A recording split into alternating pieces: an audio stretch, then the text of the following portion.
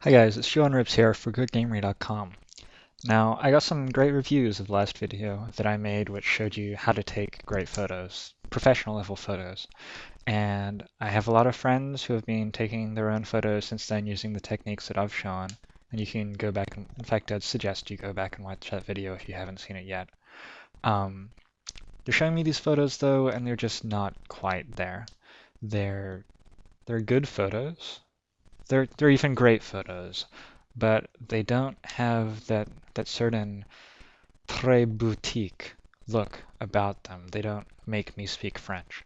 And so I'm going to show you today some techniques that you can use after you've taken the photo to really take it to the next level. It's called post-image manipulation.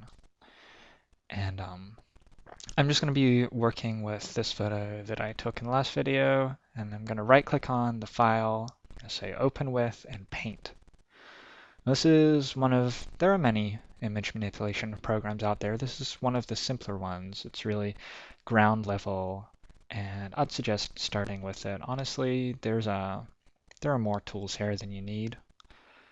We've got an eraser to erase things. We've got a paint bucket thing to fill things in. It's not working very well here. There we go. And all sorts of other stuff. Great. Well, it looks like I can't undo all of that, so here, I know how to fix that. Boom, starting over. Got a magnifying glass. If you ever need your photo to be bigger, bigger. And I mean, it's like magic. And if you can't make your photos great using magic, then I'm not going to be able to help you. First thing to look at when you look at a photo is light balance. And light balance is sort of complicated, but the basic idea is simple. You're going to see all of these histograms and these weird people telling you things about lights and darks, but really what's important is the light makes sense in the photograph. You want a photo where the light makes sense. And so this photo that I just took and haven't really played around with yet, you saw how little time I spent on it in the last video. The light balance isn't quite there yet. The light doesn't make sense. So it's dark down here, and it's light up here, and over here it's sort of like, yeah. The problem is, and I think we can all see it looking at the photo, where's the sun? The sun's got to be up here, right? And so the sun isn't there. But using paint, we can just put that sun in there, and voila. All of a sudden, I mean, just watch as I add the sun, how much brighter and how much more sense the photo starts to make. All of a sudden, there's a certain balance about it. And I mean, wow, I'm speechless. Just that little change made such a difference. So light balance, it's obviously going to be a different fix for every photo. Sometimes you need the sun in the left, sometimes the right-hand corner. And indoor photos can be tough because the sun looks silly in the corner, but I mean, you approach those problems as you come to them. The second question to ask is, what am I saying with this photo? Because this photo, I mean, I guess I'm saying this is a photo of a tree with clouds behind it in a place that I've never been. And I mean, sure, sometimes you want a photo that says that, but most of the time, let's be serious, there are people on the streets living in cardboard boxes with dogs that aren't fed very well. And there are children's television shows on TV these days that don't even have a theme song that I want to sing along to.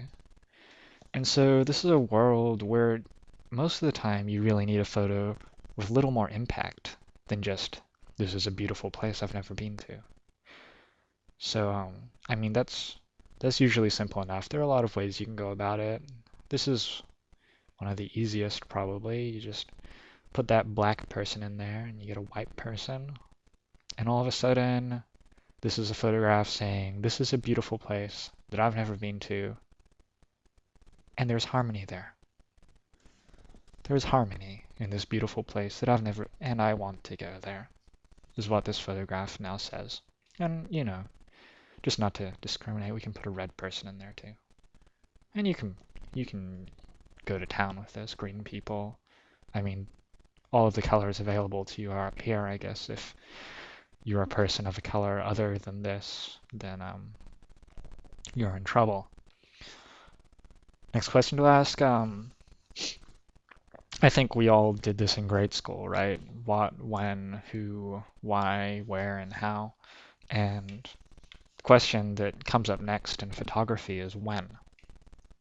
When is this photo? It looks like a nice day, but that isn't very specific. That leaves the viewer really wondering a lot.